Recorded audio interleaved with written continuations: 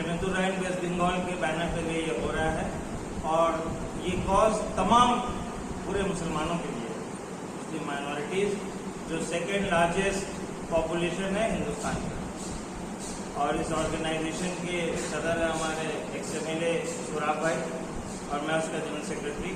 हमारे यहाँ senior members भी हैं, वर्किंग प्रेसिडेंट भी हैं, सीनियर एग्जीक्यूटिव मेंबर्स भी हैं और भी तमाम लोग हैं हमारे।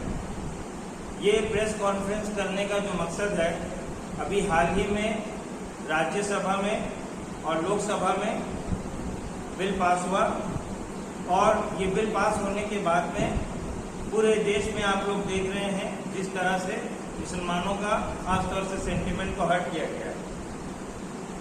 मैं उससे पहले उन तमाम लोगों का, तमाम MPs जो राज्यसभा में और लोकसभा में हैं, मैं उनका शुक्रिया अदा करता हूं जिन्होंने इस बिल को उसके अगेंस्ट में वोट किया, इसको हिमायत नहीं किया। कम से कम इस बात से ये पता चलता है कि वो लोग जिन्होंने इस बिल को सपोर्ट नहीं किया वो किसी पार्टी से भी उनका ताल्लुक होगा, मगर कुछ बात तो उनके जहन में, उनके दिल में आया होगा कि ये बिल पास होने के बाद हिंदुस्तान में मुसलमानों के जो प्रॉपर्टीज है या उनके और भी जितने भी जायदाद है, खास तौर से वक़्फ़, उसका क्या किया जाएगा ये बिल आने के बाद। तो मैं उनका फिर से एक बार शुक्रिया अदा करता हूं और जिनके जो मजबूरी होंगी, जिस वजह से उन्होंने वोट किया, मैं ये नहीं जानता हूं। दूसरी एक बात यह है कि 10 अप्रैल को जमीयत-उल-उलमा हिंद का एक रैली है। ये आपका रामलीला मैदान में है और जमीयतुल रहमान वेस्ट बंगाल और तमाम लोग, हम लोग उनके उस प्रोग्राम में शिरकत करेंगे और हम लोग उनके मकसद को सपोर्ट भी करते हैं। उसके अलावा 11 अप्रैल को जमीयतुल रहमान वेस्ट बंगाल एक पीस प्रोटेस्ट रैली जोड़ासांकू से निकलेगा ये और टीपू सुल्तान मस्जिद तक ये जाएगा। ये दोपहर शाम के 3-3:30 बजे करीब हम लोग यहाँ से वॉकिंग पीस प्रोटेस्ट रैली लेकर जाएंगे और अपनी कुछ बात भी वहाँ पे रखेंगे। और आप तमाम लोगों से भी ये गुजारिश करते हैं और ये वीडियो, ये मैसेज, ये न्यूज़ जितने दूर तक जितने लोग हमारे देख रहे हैं इस शहर में, इस देश में, वो तमाम लोग इस पीस प्रोटेस्ट रैली में शामिल हों और अपनी आवाज़ को बुलंद करें और ये वक़्फ़ बिल जो पास हुआ है, इस वक़्फ़ बिल को कैंसिल किया जाए, इसको रिपील किया जाए, इसको टेक बैक किया जाए। ये खास मकसद है हम लोगों का प्रेस कॉन्फ्रेंस का, क्योंकि ये बिल जो पास हुआ है, ये बिल में कुछ इस तरह का सवाल, इस तरह का पॉइंट्स आया है जो सुनने में तमाम बात आ रही है। अगर कुछ पेपर्स नहीं है तो गवर्नमेंट उसको अपना लेगी। वक़्फ़ बोर्ड के जो कुछ अपने पावर्स हैं वो पावर्स कम हो जाएंगे और ये बोला जा रहा है कि इससे फ़ायदा होगा। अब तक तो जितना भी फ़ायदा हुआ है, देश ने देखा है कि ये सेंट्रल गवर्नमेंट जो इस वक्त है क्या क्या फ़ायदा दिया है, सिर्फ ये ज़ुबानी जुमला इस्तेमाल हुआ है। और इस बार फिर आप जो देख रहे हैं ये बिल पास करके जो उनका मकसद है, जो ये समझ में आता है कि बड़ी बड़ी प्रॉपर्टीज़ को बड़े बड़े बिजनेस टाइकून को बेचा जाएगा और उनका अपना मकसद पूरा होगा और मुसलमानों का ये, हमारे जो आबा और अजदाद, हमारे बाप दादा पुरखों का जो ये वक़्फ़ किया हुआ है, ये मस्जिद, मदरसा, ये आपके क्या कहते हैं इमामबाड़े, कब्रिस्तान और भी ज़मीन जायदाद जो मुसलमानों के अपलिफ्टमेंट के लिए है, इसका क्या हाल होगा ये आप तमाम लोग समझ सकते हैं। और भी हमारे बहुत सारे बात हैं, हमारे सदर साहब हैं, मेंबर से सारे, ये लोग भी अपनी बातें रखेंगे।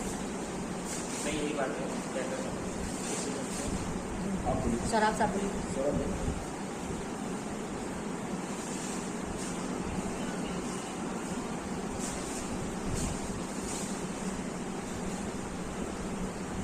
सौरभ भाई, आज जमीयतुल रहमान वेस्ट बंगाल के जानिब से जो प्रेस कॉन्फ्रेंस का इनेकाद और प्रेस कॉन्फ्रेंस का जो आयोजन किया गया है वक्फ अमेंडमेंट बिल के सामने रखकर, क्या कहेंगे? अभी हमारे जनरल सेक्रेटरी फिराज साहब ने आप लोगों को बताया है कि ये जो वक़्फ़ बिल जो पास किया गया है राज्यसभा, इस बिल को हम एक्सेप्ट नहीं करते हैं इस बिल को हम लोग कैंसिलेशन के लिए डिमांड करते हैं।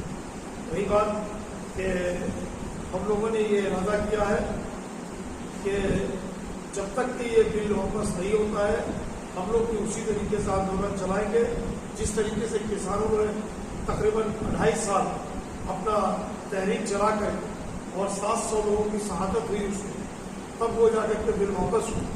और मैं तमाम हिंदुस्तान के मुसलमानों के साथ साथ और बहुत सारे गैर मुस्लिम भी है, शेड्यूल कास्ट टाइप के लोग हैं, वो लोग भी ये चीज़ को पसंद नहीं कर रहे हैं, उनके लीडरान भी अपोज कर रहे हैं बहुत बुरी तरीके से, पार्लियामेंट में भी, रोड पे भी और हर जगह अपोज कर रहे हैं। तो रही बात कि हम लोगों का भी ड्यूटी और फर्ज बनता है कि खास करके जितने भी मुसलमान हैं, चाहे वो किसी भी बिरादरी से, किसी भी तंजीम से वो ताल्लुक रखते हैं, ये मामला सिर्फ वक़्त का मैटर इशूज नहीं है। पूरे हिंदुस्तान में जिस तरीके से मुसलमानों के साथ, शेड्यूल कास्ट, शेड्यूल ट्राइब के साथ जिस तरीके का बर्ताव हो रहा है और जिस तरीके का मामला हो रहे हैं, ये आप लोग मीडिया वाले लोग आप लोग को बेहतर पता है। हम लोग ये जुल्म को बंद कराने के लिए अगर हम लोग अपनी आवाज़ नहीं उठाएंगे, नहीं बुलंद करेंगे और ये एहतजाज नहीं करेंगे तो ये दिन ब दिन और बढ़ता चला जाएगा। तो इसलिए सिर्फ हमारी ये तंजीम नहीं, हिंदुस्तान की हर तंजीम जाग चुकी है और अब जो है ये एकदम ये इरादा कर रही है हम लोग कि जब तक के हम लोगों के ऊपर जुल्म नहीं बंद होता है ये एहतजाज हम लोगों का चलता रहेगा। जमीयत राइन वेस्ट बंगाल की क्या स्ट्रेटेजी रहेगी, क्या लाए अमल रहेगा इस सिलसिले में? जमात राइन की स्ट्रेटेजी वही है जो हम दोबारा आपको रिपीट कर रहे हैं कि वक़्त का बिल तो ठीक है, एक मेन इशूज है, साथ साथ और भी जितने बिल पास कुछ वो जो हुए हैं जो मुसलमानों के हक में है ही नहीं, वो सब बिल को भी वापस किया जाए। और ये जो जुल्म किया जा रहा है आम इंसानों के साथ, मुसलमानों के साथ और दलितों के साथ, शेड्यूल कास्ट, शेड्यूल ट्राइब लोगों के साथ, तो ये जुल्म कम से कम रोकना जरूरी है और जुल्म के खिलाफ हर एक इंसान को सामने खड़ा होना जरूरी है और शामिल होना जरूरी है। इसलिए ये तहरीक जो भी तंजीम कर रही है, मैं तमाम लोगों से रिक्वेस्ट करूंगा कि जहाँ जहाँ ये तहरीक चल रही है, एहतजाज चल रहा है, आप भरपूर तरीके से ताउन करें, तन से, मन से, धन से, हर तरीके से ताउन करें। जनाब सदर साहब, सो कॉल्ड पार्टियां हिंदुस्तान की जो अपने आप को सेकुलर पार्टियां कहती हैं, इन पार्टियों से क्या अपील करना चाहेंगे जमात राइन वेस्ट बंगाल की जानिब से, ताकि वो अपने अंदर के तमाम जो है खतरात को दूर करके एक प्लेटफॉर्म पर आकर जो ये तहरीक चल रही है इसको कामयाब बनाए? देखिए, ऐसा है कि हम तमाम जितनी भी पार्टी है, चाहे अपोजिशन में है या फिर रूलिंग गवर्नमेंट के साथ अलायंस में या गवर्नमेंट के और भी बहुत सारे एमपीज लोग हैं जो मजबूर है, वो वोट अगेंस्ट करना चाहते थे, लेकिन फिर जिस तरीके से जारी किया गया है वो भी मजबूर थे कि हम नहीं कर पाए। लेकिन बहुत सारे लोग जो है अंदर से, दिल से उनको तकलीफ हो रहा था, लेकिन उनकी मजबूरी थी कि जो एक बिल को समर्थन करना पड़ा है। और बिल जो है बहुत ज्यादा रेशियो से कुछ ऐसा नहीं, एब्सोल्यूट बहुत ज्यादा परसेंटेज या मेजोरिटी में नहीं हुआ, जस्ट 60-40 के रेशियो में हुआ है। अगर ये 5% का रेशियो भी, अगर ये 10% का रेशियो भी अगर ये बैलेंस हो जाता तो हम उम्मीद करते हैं बिल पास होने का कोई मकसद ही नहीं था। ज्वाइंट पार्लियामेंट्री कमेटी बना, उनका कोई बात नहीं सुना, बस नंबर के आंकड़े को, गिनती को ठीक करना था। और साथ ही साथ नीतीश कुमार को, चंद्रबाबू नायडू को अब वो किस तरीके से डरा के, धमका के, सीबीआई की धमकी देके, ईडी की धमकी देके क्यों उन लोग को मजबूर किया गया है, ये वो लोग बेहतर समझ सकते हैं।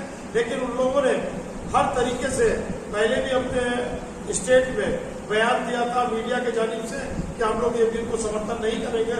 और उन लोग सेक्युलर, सो कॉल्ड सेक्युलर में हो या सेक्युलर पार्टी अपने आप को कहते हैं, तो उन लोगों को माइनॉरिटीज का वोट भी बहुत बड़ा चक मिलता था। अब वो लोग की हालत भी जो है, जिस तरीके से अभी बिहार का इलेक्शन है, ये इलेक्शन में अगर अपने आप को ये लोग ठीक नहीं किए तो इन लोग का अंजाम भी बहुत बुरा होगा। माइनॉरिटीज कम्युनिटी में इसको लेकर अवेयरनेस की जो जरूरत थी वो कम दिखाई दे रही है। जहाँ जहाँ इस सिलसिले में जलसे जुलूस हो रहे हैं वहाँ पे लोगों की जो तादाद है वो तशफ़ी बख्श नहीं है। और ख़ास करके ख़वातीन जो कि सीए और एनआरसी के वक्त जिस तरह से ख़वातीन घर से निकल कर हर जलसे और जुलूस में शामिल होती थी, वो तादाद नहीं दिख जाए तो लोगों को कैसे आप इसके साथ जोड़ेंगे? आप लोगों के मीडिया के जानिब से मैं अपील करूंगा, हमारी माँ और बहनों से अपील करूंगा कि ये पूरी कौम और मिल्लत के लिए और इंसानियत के लिए ये एहतजाज हो रहा है, ठीक है। कौम और मिल्लत के साथ इंसानियत के लिए जितने लोग जुड़े हुए हैं, चाहे किसी भी धर्म मजहब के लोग जुड़े हुए हैं, मैं तमाम लोगों से अपील करूंगा कि भरपूर तरीके से, नहीं तो ये जो वक्त आ गया है अब मर मिटने का वक्त आ गया है, ठीक है। अगर जरूरत पड़ी, सरकार अगर कहीं पर भी पूरे हिंदुस्तान में अगर ऐसे हालात पैदा हुए गोली चलाएंगे तो हम लोग उसके गोली खाने के लिए अपना सीधा तान में खड़े हैं। क्या आप लोग मगरबी बंगाल की सेकुलर हुकूमत से ये दबाव डालेंगे, उस पर कोशिश करेंगे कि असेंबली में रिजोल्यूशन पास किया जाए इस बिल के खिलाफ, इस एक्ट के खिलाफ? हम लोग उम्मीद करते हैं कि इस मुद्दे पर हम लोगों की एग्जीक्यूटिव बॉडी ने अभी तक कोई फैसला नहीं लिया है, लेकिन हम समझते हैं कि अगर फैसला लेने में हम लोग को थोड़ा वक्त लग रहा है, 10 दिन, 2, 4, 5 दिन या 15 दिन, जो भी वक्त ले रहा है, हम उम्मीद करते हैं कि ये शायद असेंबली में ये बिल ऑलरेडी आ जाए, और नहीं आता है तो मैं आपकी जो तजवीज़ है हम लोग उसको जरूर रख करके और उम्मीद करते हैं कि ये पास हो। सर, जमात राय जो है, क्या वो जमात इस्लामी और जमात हिंद के जो लोग सरबराह हैं, उन लोगों से आप लोगों ने कोई रब्ता किया, उन लोगों की मदद आप किस तरह करेंगे? देखिए, जमात उलमा हिंद के सदर सिद्दीकुल्लाह चौधरी साहब के साथ हम लोगों की बात हुई, पूरी कमेटी की मीटिंग चल रही थी, उस कमेटी में ही बात उनसे, उन्होंने हम लोगों से भी अपील किया है कि आप लोग शिरकत कीजिए, और हम लोगों का जो पैगाम है कि हिंदुस्तान में जो भी तंजीम कर रही है, सबसे ज्यादा बड़ी तंजीम जो 2-3-4 तंजीमें हैं, मुस्लिम पर्सनल लॉ बोर्ड है, उसके बाद कलकत्ता खिलाफत कमेटी है, उसके बाद जमात उलमा हिंद है, और बाकी और भी ऑर्गेनाइजेशन स्टेट वाइज में बड़े बड़े ऑर्गेनाइजेशन है। एक जमात राइन, जो राइन बिरादरी के लोग हैं, ये एक बहुत बड़ा नंबर है वेस्ट बंगाल के अंदर, और बाकी यहाँ पर कोई बिरादरीवाद का कोई इशूज नहीं है। हम हर बिरादरी, हर तबके, हर मजहब के लोग को हम दावत दे रहे हैं, और हम लोग भी उनके दावत पर लब्बैक कहेंगे, और उनके दावत पर हर वो प्रोग्राम जो तहरीक चलाएंगे हम लोग उस पर सपोर्ट करेंगे, समर्थन करेंगे, और उनका साथ हर तरीके से। सौरभ भाई, अब तक जो बातें हुई हैं वो अपने लोगों तक बात पहुंचाने की बातें हैं, लेकिन हम जिस मुल्क में रहते हैं, हमारे बरादरान वतन भी जो सेकुलर मिजाज रखते हैं, उनको भी साथ लेने की जरूरत है। उनको किस तरह से आप साथ लेंगे और उन तक अपनी बात कहाँ तक पहुँचाने की कोशिश करेंगे? देखिए, ये अभी बहुत एकदम जल्द हुआ है, जल्दबाजी का मैटर है। राम की तहरीक ऐसे एक दिन में बड़ा नहीं होता है, तहरीक बड़ा होने के लिए वक्त लगता है, और हम उम्मीद करते हैं ये बर्निंग इश्यूज है, ये बर्निंग इश्यूज है। मुसलमानों ने बहुत चीज को झेला है, आज खास करके ये 10 साल में के अंदर तो और ज्यादा झेला है, चाहे वो बाबरी मस्जिद का मैटर हो, चाहे वो ट्रिपल तलाक का मैटर हो, चाहे आर्टिकल 370 का मैटर हो, और बाकी ये तो खुला आम है। और अंदरूनी तरीके से जिस तरीके से ये लोग रिजर्वेशन के मामले में खत्म कर रहे हैं, इस कम्युनिटी को, शेड्यूल कास्ट के लोगों को, शेड्यूल ट्राइब के लोगों को जिस तरीके से खत्म कर रहे हैं, आप बोलिए ना, ये शर्म की बात नहीं है कि इतना बड़ा राम मंदिर का उद्घाटन हुआ, और इस देश का सबसे हाईएस्ट अथॉरिटी जो प्रेसिडेंट ऑफ इंडिया है, उनको उस प्रोग्राम में दावत नहीं दिया गया। इससे बड़ी हालत इस मुल्क के लिए हो ही नहीं सकता। वक्फ अमेंडमेंट एक्ट 2024-25 के लिए अवामी बेदारी के लिए, अवेयरनेस के लिए क्या आप लोग घर घर जाकर बोलेंगे खवातीन को, लेडीज को और लोगों को, बूढ़े लोगों को, ओल्ड सिटीजन्स को? ये एक जरिया है आज प्रेस कॉन्फ्रेंस करने का। हम उम्मीद करते हैं कि आप ये प्रेस कॉन्फ्रेंस के जानिब से तकरीबन हजारों हजार या लाखों लोग तक ये मैसेज पहुंचेगा, और उसके अलावा भी और भी माध्यम है। हम लोग अपने व्हाट्सएप ग्रुप में, यूट्यूब में, और भी जितने भी ऐप्स हैं, हम लोग उसको इस्तेमाल करके हम लोग लोगों तक पहुंचने की कोशिश कर रहे हैं। और रही बात, यहाँ छोटा बड़ा किसी को करने की जरूरत नहीं है। जो तंजीम है या जितने लोग हैं, सब एक दूसरे को रिस्पेक्ट दे करके और अदब के साथ और इज्जत दे करके, सभी को, छोटों को, बड़ों को, अपनी माँ बहनों की इज्जत दे करके हम लोग इस प्रोग्राम को, इस तहरीक को, इस एहतजाज को हम लोग जितना बेहतर से बेहतर तरीके से कर सके। और ये तहरीक एक दिन या एक हफ्ता, एक दिन में नहीं होगा। ये तहरीक इंशाअल्लाह रहमान हम उम्मीद करते हैं कि अब चलता रहेगा, जब तक सुन नहीं बंद होगा हिंदुस्तान के अंदर में, ये तहरीक जरूर चलता है। सर, ये मामला अब सुप्रीम कोर्ट चला गया, अब सिर्फ हमारी निगाह सुप्रीम कोर्ट की ही तरफ है। देखिए, क्या उम्मीद कर रहे हैं? सुप्रीम कोर्ट वाकई हम लोग सम्मान करते हैं, लेकिन आखिर सुप्रीम कोर्ट का मामला आप देखें कि सुप्रीम कोर्ट के मामले में भी जिस तरीके से बाबरी मस्जिद में क्या हुआ, आज वो लोग को क्या इनामत मिला, जिस जजों ने ये फैसला दिया था, आज उनको राज्यसभा भेजा जा रहा है। और जो जज जो सरकार के लिए काम कर रही है, आप लोग बेहतर जानते थे, बहुत अच्छे अच्छे उनको पोस्ट दिया जा रहा, उनको इनामत दिया जा रहा। तो ये इस तरीके से कोई भी मुल्क तरक्की कभी नहीं करेगा। ऐसे ही मुल्क की हालात, इकोनॉमिकल कंडीशन बद से बदतर हो गई है। अफगान सब मीडिया देखिए, एक दिन में 19 लाख करोड़ रुपए का नुकसान इस शेयर के मार्केट में हुआ। और ये कोई भी प्रधानमंत्री या कोई भी नेता का काम नहीं है कि ये कोई भी पब्लिक को गुमराह करे कि आप इस कंपनी का शेयर में पैसा लगाइए, इस कंपनी का शेयर में पैसा लगाइए। ये सरकार का काम होता है या कोई सियासतदान का काम होता है, ये कभी भी नहीं होता। ये जो बिजनेसमैन लोग हैं, बिजनेस कम्युनिटी के लोग हैं, इनका काम ये काम लोग करते हैं। लेकिन ये लोग तो फरमान जारी करते हैं, ये फला कंपनी में लगा दीजिए, फला कंपनी में लगा दीजिए, रुपया डबल हो जाएगा, 4 गुना हो जाएगा। लेकिन अंत में नतीजा क्या हुआ, आज देखिए क्या हालत है। सनकी लोग, पागल लोग को बैठा देने के बाद देखिए क्या हालत हो रहा है। पूरा मुल्क का हालत जो है बस से बदतर हालत। आप हर मार्केट चला जाइए, एकदम जैसे वीरानियत छाती है। ऐसा नहीं है कि सिर्फ एक कारोबार के मामले में, टोटल का टोटल बिजनेस एकदम खत्म के करार पर आ चुका है। हर बिजनेस, जो बिजनेस में जाइए, बस सिर्फ जरूरत की जो चीजें हैं, जो रोज जिसको जरूरत है इंसान, बस थोड़ा बहुत उसका ही मामला ठीक है। और वो भी सब सामान जो है, ये लोग सब बड़े बड़े टाइकून्स को, बड़े बड़े इंडस्ट्रियल्स को, अदानी अंबानी जैसे इंडस्ट्रियल्स को हाथ में लोग सौंप दिया। चाहे वो दाल चावल का कारोबार हो, तेल का कारोबार है, धीरे धीरे करके जो रोज की जिंदगी में जरूरत इंसान को होता है, ये लोग ये सामान की जो है, ये लोग बड़े बड़े पूंजीपतियों के हाथ में कंट्रोल करवाते हैं। चीफ जस्टिस ऑफ इंडिया ने क्या डिमांड करी है संजीव खन्ना से? मैं तो सारे जजों से डिमांड करूंगा, लेकिन बहुत खूबसूरत तरीके से जो है ये 10 सालों के अंदर में जुडिशरी में भी ये लोग क्या किए हैं, आप बेहतर जानते हैं, मीडिया वाले लोग आप लोगों को ज्यादा पता है कि जिस तरीके के जुडिशरी में भी लोग बैठा दिए हैं, तो आज इंसाफ से भी लोगों को जो है भरोसा उठ चुका है इंसान। लेकिन अल्टीमेटली हम लोग कुछ कर नहीं सकते हैं। उम्मीद करते हैं कि एक दिन ऐसा दिन आएगा कि वो जज हो, चाहे जितने बड़े सियासतदान हो, चाहे सरकार हो, आवाम के आगे सबको झुकना पड़ेगा। इसलिए आवामी सरकार बनाती है और आवामी सरकार को आवाम को सड़कों पे आना हो। बिल्कुल हम आएगी सड़क पर। अब मैं नहीं बोल रहा, जवान राइट के जानिब से मैं नहीं बोल रहा।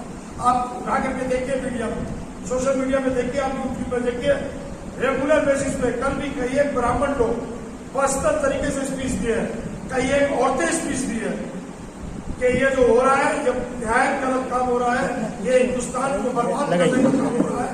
हिंदुस्तान को बने जिस तरीके से रशिया टूटा रहा, उस तरीके से हिंदुस्तान को भी तो खत्म कर देने की साजिश। राव साहब, एक तरफ ये गवर्नमेंट जो नापाक साजिशों के साथ माइनॉरिटीज के तमाम इख्तियारात को खत्म कर देती है, दूसरी तरफ ये कहती है कि वक्फ बोर्ड पर हम इसलिए बिल ला रहे हैं ताकि अक़लियतों का पूरा ख्याल रखा जाए, ताकि अक़लियतों के साथ जो ये कम्युनिटी नाइंसाफी कर रही है, हम इसके लिए पूरा इंसाफ करें। तो क्या कहना है? झूठ ये सरकार झूठ पे टिका हुआ। अगर इतना ही मुसलमानों का हमदर्दी करना था तो इनकी ताकत क्यों नहीं होती है कि एमपी भी बनाए? जितने तादाद में जितने परसेंटेज को लोग उसी परसेंटेज के हिसाब से दे। कैंडिडेट ही नहीं देते तो एमपी कहां से बनाएंगे? जितने भी स्टेट है वहां एमएलए थे, बनाए क्यों नहीं बनाते? तो इनका मंसूबा क्या है? आज जितने भी मुस्लिम अदारे हैं, चाहे अलीगढ़ मुस्लिम यूनिवर्सिटी हो, जितने भी अदारे हैं, सब अदारों पर इनका नजर खराब, पूरा नजर पड़ा हुआ है। ये इंस्टीट्यूशन को ये लोग बर्बाद कर रहे हैं और ये सब झूठ पूरे प्रोपेगेंडा करके झूठ कर रहे हैं। और जितना गोरती मीडिया जो है, आज हम लोग बहुत खुशनसीब है कि ये सोशल मीडिया के माध्यम से हम लोग अपनी बात को पहुंचा सकते हैं और आप लोग का शुक्रगुजार है कि हम लोग भी अपना मेहनत से और हर तरीके से ईमानदाराना तरीके से अपने काम को अंजाम देंगे। सौरभ साहब, गवर्नमेंट ये बोल रही है कि जो औकाफ के जो अमलाक है उसे वो बेचकर जो माइनॉरिटीज के जो लोग हैं उन पे खर्च करेगी, खासकर यतीम लोगों पर, यतीम बच्चियों पर और यतीम बच्चों पर उनके तालीम के लिए भी खर्च करेगी। और दूसरी तरफ ये देखने जा रहा है कि जो एजुकेशनल स्कॉलरशिप है उसे बंद कर रही है। क्या आप है कौन भाई? आप है कौन? आपका ये काम नहीं है। वक़्फ़ बोर्ड बना हुआ है, हर स्टेट का इंडिपेंडेंट राइट अपने तरीके से चलाना, बने वो कहीं गलत चल रहा, सही चला, गलत इश्यूज है। लेकिन ये है कौन? ये बिल पास करा के करना क्या चाहते हैं? आज तकरीबन स्टेट में तुम क्यों घुमाते हैं? फिर वो क्या करेंगे? आप बोलिए, ये माइनॉरिटी बजट को क्यों कम किए? अगर माइनॉरिटी का इतना ही हमदर्द है तो माइनॉरिटी बजट को बढ़ाना चाहिए था, बजाय बढ़ाने का वो घटाए। एजुकेशन बजट को क्यों कम किए? एजुकेशन को और बेहतर करने के बजाय ये लोग को जो है, लोग को मूर्ख बनाना चाहते हैं, इलिटरेट जाहिल बना के रखना चाहते हैं, ताकि हम लोग का जो है, ये लोग का जो धंधा है वो बेहतर तरीके से चले। 15 लाख का वादा, उसके बाद फिर एक, अरे वो सब बातें तो छोड़ दीजिए। मुसलमान एक बहुत बड़ा भूलने वाला माने एक चीज बन चुका है। ये एक वादा, और डेली डेली कितना चीज इंसान याद रखेगा।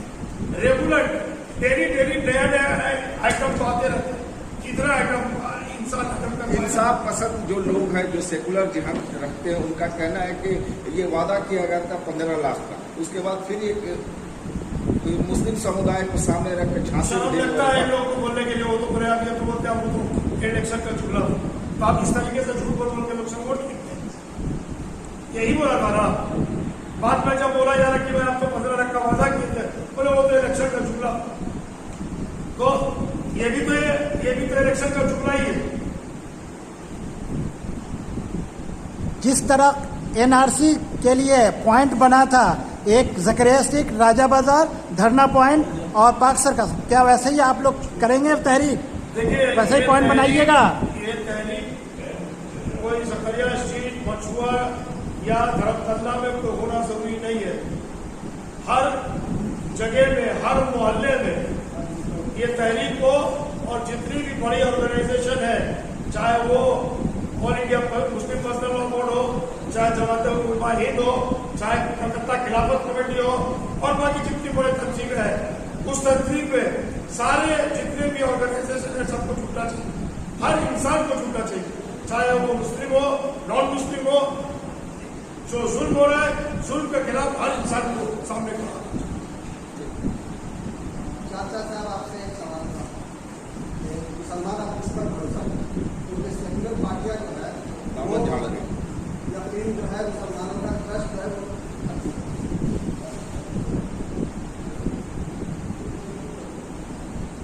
भाई आपसे बोलिए सर। आप भी बोलिए, किस पर किया जाए, किस पर भरोसा किया जाए? सेकुलर पार्टियां जो है वो इस तरह से दामन झाड़ रही है, और मुसलमान आने वाले दिनों में किस पार्टी को वोट दे? देखिए, ये अपना अपना पर्सनल इश्यूज है। किस पार्टी को वोट दें, किस पार्टी को वोट देते, ये जमात का काम नहीं है। लोग खुद दानिशवर हो कि किसको वोट देना चाहिए, किसको वोट नहीं देना चाहिए। इससे हम यहाँ महफूज रह पाएंगे। स्कूल के अंदर में हमको वो देखना जरूरी है, कौन हमारा भला कर सकेगा, कौन स्कूल का भला कर सकेगा, वो हमारा काम देखना। हाँ, कुछ लोग समझ में नहीं आता है, तो इस तरीके से पूरे प्लेटफॉर्म पर नहीं बोला जा सकता। इससे उम्मीद था वही धोखा दे रहे हैं। देखिए, हम लोग किसी भी सियासी पार्टी का यहाँ पर मैंने कोई सपोर्ट करने के लिए प्रेस कॉन्फ्रेंस नहीं की। ठीक, बहुत बहुत शुक्रिया। साहब, क्या कहना चाहेंगे? हमारा जो है बहुत क्रूशियल मूवमेंट है मुसलमानों के लिए, पूरे सोशल मूवमेंट नहीं, ये सोसाइटल मूवमेंट है मुसलमानों की। सबसे बड़ी बात है कि आज पूरे मुल्क के मुसलमानों को इन प्लेटफॉर्म में होने की जरूरत है। अभी आप लोगों ने एक सवाल किया था कि अवेयरनेस आप कैसे फैलाएंगे। मुझे लगता है कि हिंदुस्तान में कोई ऐसा फैमिली को ऐसा घर नहीं जहाँ मोबाइल फोन नहीं है, और अवेयरनेस तो कब तक कर रही है, लेकिन इंसान को सभी जिंदा होना पड़ेगा। आज एक लीडर कह रहा था कि वक्त अमेंडमेंट के जो पास हुआ है, इसमें 60% जो प्रॉपर्टी है वो कब्रिस्तानों का है। अगर मुसलमान इतनी गुमराही में चला गया है, कल अगर मर के कहाँ जाना है, कब्रिस्तान में जाना है, और हमारी वक्त 60% प्रॉपर्टी कब्रिस्तान है, इसकी फिक्र अगर नहीं है मुसलमानों को, तो हम लोग आखिर ये जो लड़ाई है, तो ये चंद लोगों की लड़ाई नहीं है, ये पूरे मुल्क की लड़ाई है, पूरी कौम की लड़ाई है। और इस लड़ाई में अगर कुछ लोग अपना फेस सेव कर रहे हैं, तो मैं समझता हूँ उनसे जमीन मुर्दा इंसान कोई हो नहीं सकता। आज वक्त और हालात की जरूरत है कि छोटी छोटी तंजीमों को लेकर, अंग्रेजी में एक कहावत है कि Rome was not created in a day, Rome एक दिन में तैयार नहीं हुआ था। तो हम लोग छोटी छोटी इसको बना के एक गला का हार जिस तरह बनता है, उस तरीके से अगर पूरी तंजीम, पूरे कौम अगर इसमें शामिल होकर एहतजाज करेगी, तो जिस तरह फार्मर बिल 2.5 साल जद्दोजहद होने के बाद ये इतनी आसानी से नहीं मिलेगी। हिंदुस्तान जब अंग्रेजों से आज़ाद हुआ तो इतनी आसानी से आज़ादी नहीं मिली। मैं बार बार कहता हूँ कि आज मुसलमानों को फिर एक बार एक ऐसी ताकत के खिलाफ लड़ना पड़ रहा है जो इस मुल्क में आने के बाद आज तक जो भी काम किया है मुस्लिम विरोधी काम किया है। आप देख लीजिए, इनका पहला हमला NRC में है, आप ट्रिपल तलाक देख लीजिए। अब जो है वक्त हमारा शरीयत को छेड़ रही है लोग। अगर मुसलमान शरीयत से भी दाखिल है तो मुझे लगता है कि क्या तो हम लोगों को जिस तरह ये लोग जुल्म कर रहे हैं, जुल्म और बर्बरियत में अपने आप कुछ लोग केस सेव कर रहे हैं, तो ऐसे लोगों के साथ फिर हमें शाना बाशाना खड़ा भी नहीं होना चाहिए। और मैं तमाम हिंदुस्तान की सियासी पार्टी जिन्होंने इस वक्त अमेंडमेंट बिल को अपोज किया है, मैं तहे दिल से उनका शुक्रिया अदा करता हूँ। भले नंबर्स उनके पास थे, चाहे वो किसी भी पॉलिटिकल प्रेशर, साइकोलॉजिकल प्रेशर में इन लोगों ने ये बिल पास कराया, लेकिन हिंदुस्तान के सेक्युलर लोग, सेक्युलर जैन के लोग ये बात साफ लफ्जों में कह रहे हैं कि ये बिल मुसलमानों के ऊपर एक ज्यादती है। और ये लोग कह रहे हैं कि जो बैकवर्ड मुस्लिम क्लासेस है उनके हिमायत के लिए हम लोग ये पास कर रहे हैं। तो हम कहते हैं कि जब बीजेपी हुकूमत आई, इन लोगों ने कहा था कि हिंदुस्तान में हम लोग अच्छे दिन लाएंगे, ना तो अच्छे दिन आए, ना 15 लाख लोग आए। आज हिंदुस्तान के चंद हिंदू संगठन ये बात कहने पर मजबूर हो रही है कि जो गैस सिलेंडर मुसलमानों को, अगर आप मुसलमान विरोधी पार्टी है तो मुसलमान को अगर गैस सिलेंडर आप 500 रुपया में देते तो हिंदू को 200 रुपया में देते, तो हमें समझ में आता कि ये लोग हिंदू का सपोर्ट करें। लेकिन ये लोग जो है, ये लोग ना कोई हिंदू के पार्टी है ना मुसलमानों का पार्टी है। इनका मकसद सिर्फ और सिर्फ है कि हिंदुस्तान के जितने भी प्रॉपर्टीज है ये चंद पूंजीपतियों के हाथ में कैसे उठाकर डाल दिया जाए और मुल्क इनसे तो चलाया नहीं गया। आप देख लीजिए, हिंदुस्तान जब से बीजेपी की हुकूमत आई है, हिंदुस्तान फेल पर फेल होते चला गया। और ये लोग कह रहे हैं कि 12,000 करोड़ रुपये का वक्त अमेंडमेंट बिल से पैसे की जरूरत है। तो मैं कहता हूं कि आपके दोस्त, आपके साथी नीरव मोदी 30,000 करोड़ रुपये हिंदुस्तान में लूट गए, उनको लाकर 20,000 करोड़ रुपया जमा करा लीजिए, 12,000 वक्त अमेंडमेंट बिल में दे दीजिए और 8,000 करोड़ रुपया आप लोग अपने काम में लगा लीजिए। ये लोग सिर्फ हिंदुस्तान के अवाम को बेवकूफ बना रहे और जात पात की राजनीति करके अपना सियासत को दबा के रख रहे हैं, वरना इनके पास कोई भी मुद्दा नहीं है।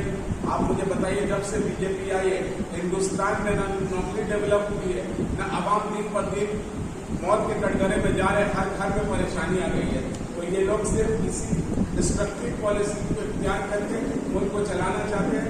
मैं रिक्वेस्ट करूंगा अपनी माँ बहनों से, खवातीन लोगों से और हर इलाके के बुजुर्गों, भाई और साथियों से कि ये वक्त अमेंडमेंट बिल का जहां भी एहतजाज हो, आप लोग जमीन जिंदा होकर उस एहतजाज में शामिल होकर ये बात तो साबित करें कि अगर हमारे पास सब मिलकर अगर हम एकजुट हो जाएंगे तो एक बहुत बड़ी ताकत हो जाएगी। और ये ताकत इंशाअल्लाह अल्लाह ने चाहा तो जिस तरह फार्मर बिल वापस हुआ है, हम लोग एकजुट होकर इस बिल को वापस कराने के लिए बहुत मेहनत करेंगे। और अभी भी कुछ बिगड़ा नहीं है।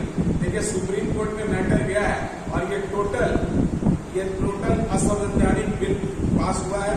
इसको अगर हिंदुस्तान का कानून अगर जिंदा है तो ये वक्त अमेंडमेंट बिल जल्द से जल्द सुप्रीम कोर्ट को भी रद्द करना चाहिए। सोच ये है,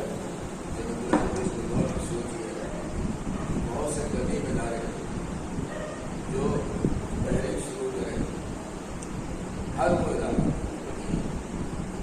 हम लोग उनके साथ हमेशा रहें, उन लोगों को सब करते रहेंगे और खुद से भी करते रहेंगे। एक पहली की बात। दूसरी बात ये मैं कहना चाह रहा हूँ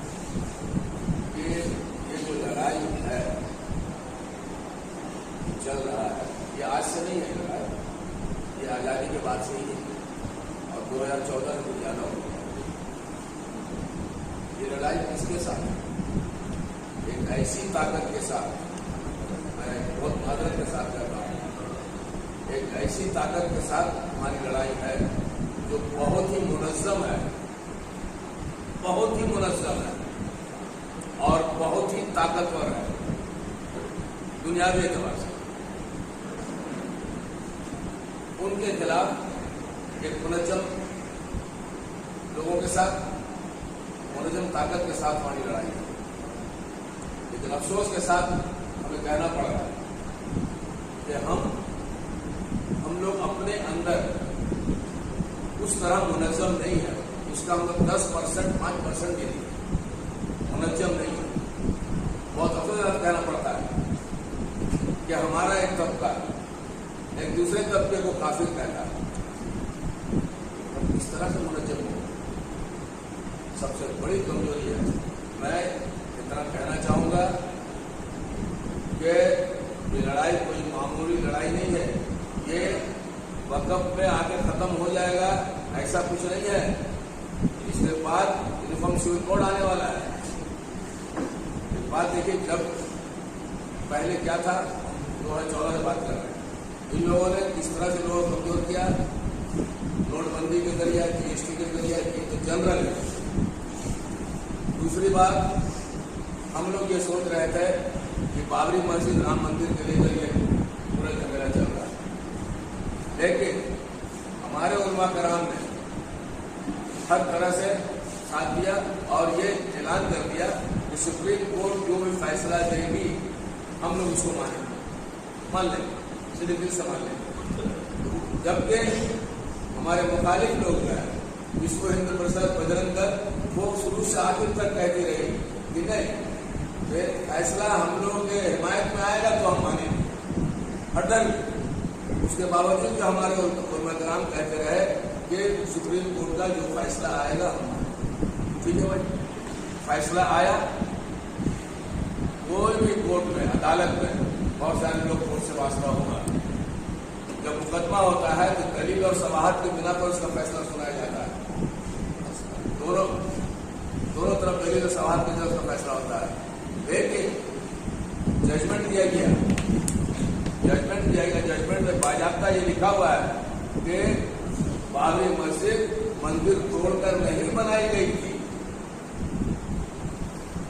फिर भी हम जो है आस्था की बुनियाद पर इस तारीख नहीं, हम लोग पॉज कर दें, अजान हो गई, पॉज कर दीजिए। हाँ, थोड़ा देर बाबरी मस्जिद की बात की कि बाबरी मस्जिद के मामले पे जो हमारे लोग थे, उन्होंने मुसलसल ये कहा कि जो अदालत का फैसला होगा उसे हम तस्लीम करेंगे। लेकिन दूसरी तरफ ये कहा जाता रहा कि अदालत का जो भी फैसला हो, वो राम मंदिर हम वहीं बनाएंगे। इस तरीके से उन्होंने एक अदालत पे जो है दबाव डाला। अदालत पे, हुकूमत पे, अदालत ने देखा कि अगर ये सूरत हाल है तो एक बड़ा फसाद हो जाएगा, इसलिए उन्होंने आस्था की बुनियाद पे या उन्होंने आइन की किताब पढ़ने के बजाय अपने जो है भगवान के आगे बैठकर उसका वो लिया कि भैया हमें क्या करना चाहिए, भगवान से मशवरा करके तब उन्होंने दिया है ये फैसला। सही किया वो नहीं, यही तो गलत है कि आप जो बात को बढ़ा दिया।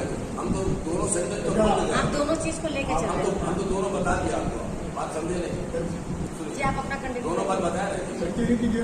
ठीक है, कंटिन्यू बात को दोहरा रहा है। ठीक है, आप शुरू कीजिए। तो मैं कहना चाहूँ जिस दिन ये फैसला हुआ पूरी दुनिया की तारीख में, सिर्फ हिंदुस्तान की तारीख में नहीं, पूरी दुनिया की तारीख में, मतलब जुडिशरी का, जस्टिस का, इंसाफ का मर्डर हुआ, टोटल मर्डर। और जब 50 साल 100 साल बाद जब लोग तुम्हारी जब तारीख लिखेंगे और उस वक्त के लोग 100 साल के बाद जब फैसला को देखेंगे तो आप समझिए कि वो लोग हैरत करेंगे ये कैसे लोग थे, ये 100 बरस पहले या 50 साल बरस पहले कैसे लोग थे कि इस तरह का फैसला जस्टिस दे दिया। और मैं ये कहना चाहूंगा, अच्छा फैसला आ गया, जब फैसला आया तो एक भी एहतजाज हुआ, एक पत्ता भी खड़का मुसलमानों ने इस जब्त तहम्मुल का मुजाहरा किया बाप नहीं के फैसले के बाद। ये एक मिसाल है, इसको उजागर करने की बात है। एक पत्ता भी नहीं खड़का था फैसला आने के बाद। ठीक है, अब ये मामला मुद्दा यही है कि उसके बाद से लगातार लव-जहाद, मॉब लिंचिंग, इस तरह की बात होती रही। लव-जहाद में घर वापसी, ट्रिपल तलाक, इस तरह की बातें होती रही और मुसलमानों को हमेशा परेशान, पूरे हिंदुस्तान में परेशान किया जाने लगा। और जहाँ पर इन लोगों की ताकत है वहाँ पर यूपी में तो देखिए बहुत बुरा हाल हो रहा है। यूपी, गुजरात, महाराष्ट्र, उत्तराखंड, यहाँ तो बहुत बुरा हाल हो रहा है। तो हम लोगों को ये बात खत्म नहीं है, आगे बहुत आगे लड़ाई लड़ना है, हमारी आने वाली नस्ल को भी लड़ना है। जो हालात में कहते हैं बात मेरा नोट कर ली, हम लोग रहे न रहे, लेकिन आने वाली नस्ल को भी ये लड़ाई लड़ना है। बड़ी बात कहते जा रहा हूँ। हम लोगों को इस वक्त सबसे पहले तो हम लोग अपने बरादरान वतन को इसमें शामिल करें, अहले वतन को शामिल करें और अगर लोग कोशिश करें, इनकी जहाँ पहुँच है, हम शेड्यूल कास्ट, शेड्यूल ट्राइब, दलित, आदिवासी को जितना ज़्यादा तादाद में जोड़ने की कोशिश करें, उसके लिए बहुत बेहतर रहता है।